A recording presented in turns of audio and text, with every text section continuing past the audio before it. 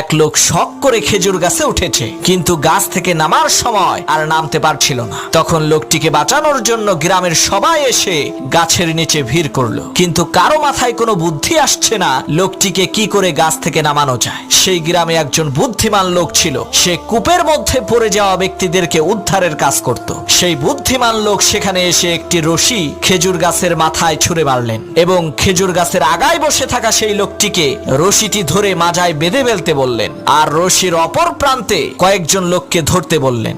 বুদ্ধিমান লোকটির কথা মতো তারা রশিটিকে ধরলেন। হঠাৎ করে সেই বুদ্ধিমান লোক বলল, এখন টান মারো। লোকেরা রশি ধরে টান দিল, সাথে সাথে সেই খেজুর গাছে থাকা লোকটি মাটিতে পড়ে মারা গেল। তখন গ্রামের লোকেরা বলল, আপনি এটা কেমন কাজ করলেন? লোকটা মরে গেল। তখন সেই বুদ্ধিমান লোক বলল, ভাই, এটা লোকটার কিসমতের দোষ, আমার কোনো দোষ নাই। এই একই টেকনিক খাটাইয়া অনেক মানুষকে আমি কুয়া থেকে বের করেছি।